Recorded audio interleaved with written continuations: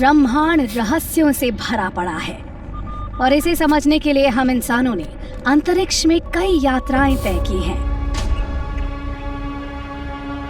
क्या दूसरे किसी ग्रह पर जीवन है? क्या किसी ग्रह पर पानी होगा? ऐसे कई सवाल हैं जिन्हें दुनिया भर की स्पेस ऑर्गेनाइजेशंस आज भी तलाश रही हैं।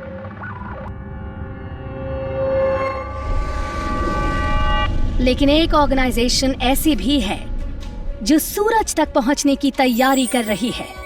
इंडियन स्पेस रिसर्च ऑर्गेनाइजेशन यानी इसरो। चलिए जानते हैं इसरो की शुरुआत कैसे हुई।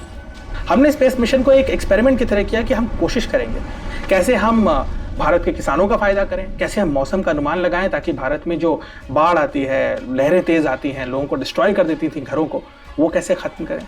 हमने इन सब चीज़ों के लिए इसरो बनाया। इसीलिए इसरो हमेशा ह्यूमिलिटी पे बना, इसरो हमेशा संवेदनाओं पर बना, कंपैशनेट ऑर्गेनाइजेशन है। 1963 में भारत ने पहला साउंडिंग रॉकेट लॉन्च किया। विक्रम साराभाई और होमी जहांगीर भाभा ने उसे लॉन्च करने के लिए तिरुवनंतपुरम के पास मौजूद थुम्बा के मैरी मैगडलेन चर्च को चुना। डॉक्टर साराभाई ने जहां पर चर्च था वहां पे रॉकेट असेंबली प्लांट लगा, जो फादर परेरा का घर था वो ऑफिस बना, और जो मछुआरे का घर था वहीं पे लॉन्च साइट्स बनाई गई। और सन 63 में नवंबर में हमने भारत का पहला साउंडिंग रॉकेट वहां से लॉन्च किया। शाम का वक्त था, 6:30 बजे का।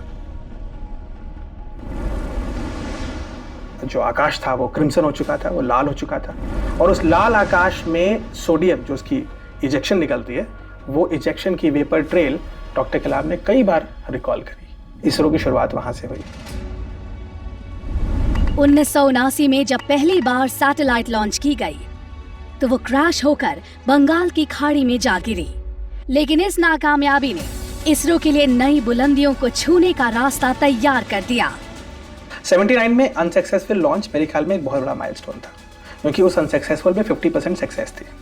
और जो सबसे मुश्किल स्टेज होता था लॉन्च करना, उठाना किसी एक बड़ी बॉडी को अर्थ के सरफेस से ऊपर स्टेज 2 तक ले जाना, was I think huge milestone, क्योंकि उस समय बहुत मिनिमम बजट में हमने ये काम किया था।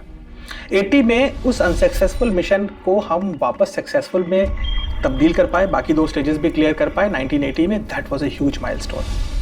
बस फिर क्या था, उसके बाद भारत ने कभी पीछे मुड़कर नहीं देखा।